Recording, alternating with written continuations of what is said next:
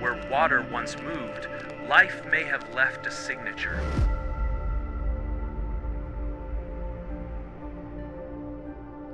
They didn't find a body.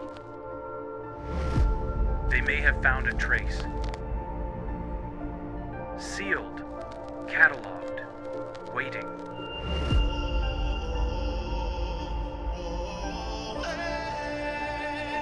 If it is life, it won't look alive.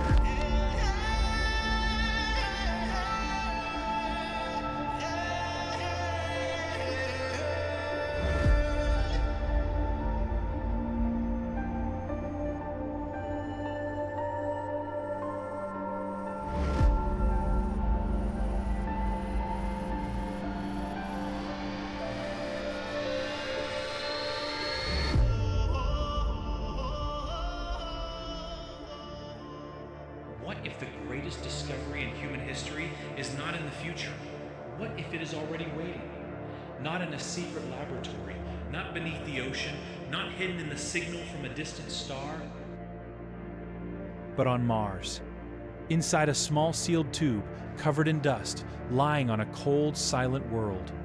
For years, NASA's Perseverance rover has been driving across an ancient crater called Jezero, a place where water may have once flowed, where a lake may have once existed, and where the rocks may still remember what Mars used to be. Every sample it collects is more than stone. It is a fragment of another planet's past, a piece of a world that may have once been warmer, wetter, and maybe not completely lifeless. But here is the terrifying part. Perseverance cannot answer the biggest question by itself. It can drill, it can seal, it can analyze. But to know the truth, those rocks may need to come home. Back to Earth, back into our laboratories, back into the hands of scientists who will search them atom by atom, layer by layer, for the faintest trace of something that should not be there. A pattern, a chemical clue, a microscopic structure. Not proof of aliens, not a creature, not a fossil you can hold in your hand. Something much quieter, a possible whisper from a dead planet. And if that whisper is real, then Mars was never just a red desert. It was a world with a chance. A world that may have crossed the same invisible line Earth once crossed, from chemistry to life. The question is no longer only whether life exists somewhere in the universe. The question is, what if the first answer is already waiting inside a Martian rock?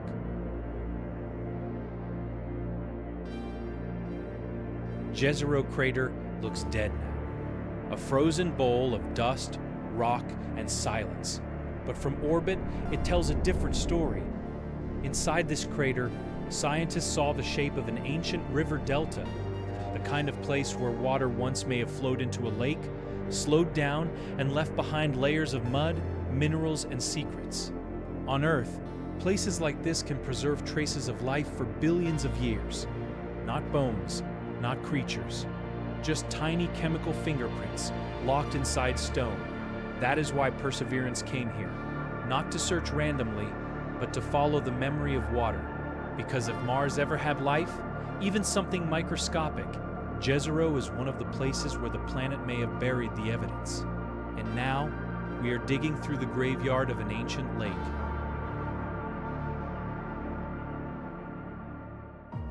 For years, Mars gave us silence, dust, craters, dry valleys, dead horizons. And then Perseverance found something strange. Not a city, not a fossil, not a creature buried beneath the red sand, just a rock.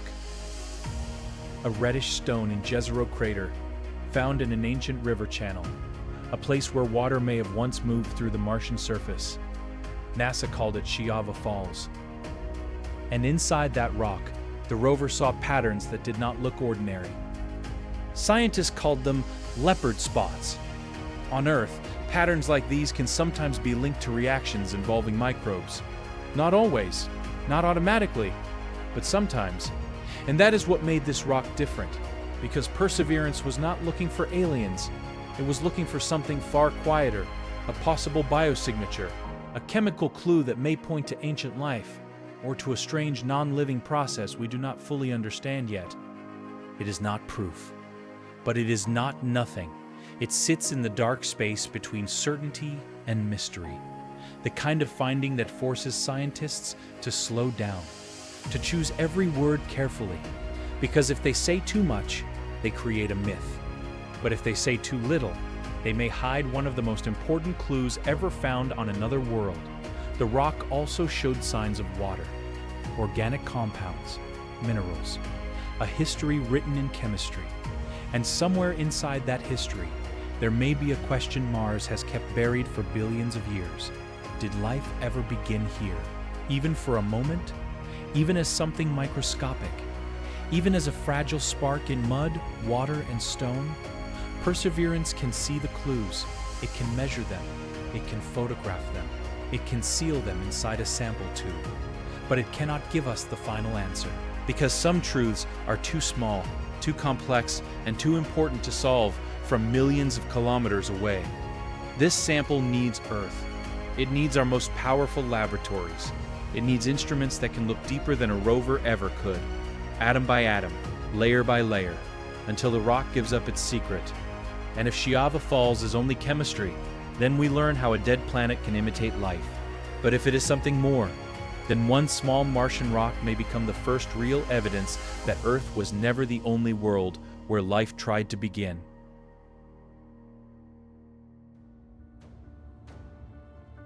The hard part is not finding the rocks. The hard part is bringing them home. Because these samples are not sitting in a museum, they are on Mars. A planet with no runways, no repair crews, no GPS, no second chance if one step fails. To return even a few small tubes to Earth, NASA and ESA have to solve one of the most complicated delivery missions ever attempted. First, a new spacecraft would have to reach Mars. Then, it would have to survive entry through the thin Martian atmosphere, fast enough to burn, but not thick enough to slow down easily. It must land near the right area, not somewhere on Mars, the right place, close enough to reach the sample tubes that Perseverance has collected and cached. Then comes the next problem. The samples must be transferred into a special container. That container must be loaded onto a small rocket.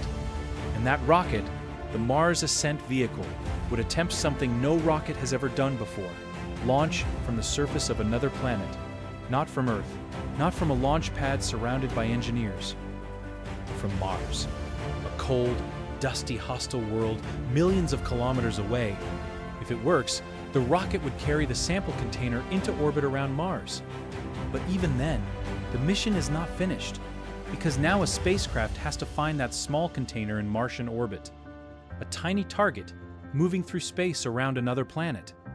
The Earth return orbiter would have to locate it, approach it, capture it, seal it, and protect it. All of this must happen automatically, because Mars is too far away for real-time control. A command from Earth can take minutes to arrive. By the time humans see a problem, the spacecraft may already need to have solved it. Then, after capturing the samples, the orbiter must leave Mars and begin the long journey back to Earth. But the final challenge may be the most delicate. The samples cannot simply fall back to Earth like ordinary cargo. They must be sealed, protected from contamination, protected from Earth. And Earth must be protected from them, not because scientists expect monsters, but because these rocks come from another world. And if you are searching for ancient life, even one Earth microbe in the wrong place could ruin the answer forever. So the capsule must survive the return, the heat, the speed, the landing, the recovery, and then the samples would be taken into specialized facilities where scientists could open them under strict protection for the first time. That is why Mars sample return is not just a space mission. It is a chain of impossible steps. Land on Mars, find the tubes, load the rocket, launch from another planet, catch a container in orbit, bring it across space, return it safely to Earth. One failure breaks the chain, but if every step works, humanity will hold pieces of Mars in its hands. Not meteorites that crashed here by accident, not remote measurements from a rover. Real samples, chosen on Mars, sealed on Mars, returned from Mars, and inside them may be the answer to a question that no telescope, no rover, and no photograph can fully solve. If scientists open a Martian sample and find real evidence of ancient life, the world will not change with an explosion. There will be no signal from the sky, no alien ship above our cities, no creature waking up inside a laboratory. The change will be quieter, a microscope image, a chemical pattern, a structure too small for the human eye, but powerful enough to divide history into before and after. Because even if Mars only had microscopic life billions of years ago, it would mean life happened twice in one solar system. Once on Earth and once on Mars. And that would be one of the most important discoveries ever made. It would mean life may not be a miracle that happened only here. It may be something the universe can do when the conditions are right. Water, chemistry, energy, time. And somewhere in that darkness between planets and stars, life may have tried to begin again and again. But the answer would also create a deeper question. Was Martian life truly separate from Earth? Or did life travel between worlds, inside ancient rocks blasted into space by impacts? If Mars and Earth share the same biological origin, then life may be a traveler. But if Martian life began independently, then the universe may be far more alive than we ever dared to imagine. That is why these samples matter, not because they might reveal monsters, but because they might reveal something much more disturbing, that life does not need Earth to begin.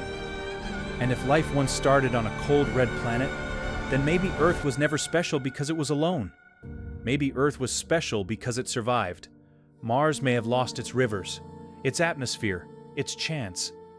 But inside its rocks, there may still be a memory of the moment chemistry crossed the line into life. And if we find that memory, we will no longer be asking, are we alone? Maybe the most important thing Mars can give us is not proof that life exists there now, but proof that life once tried to begin there. That would be enough, because one microscopic trace, one pattern inside a rock, one chemical memory from a dead world could change the meaning of Earth forever. It would mean life is not just our story.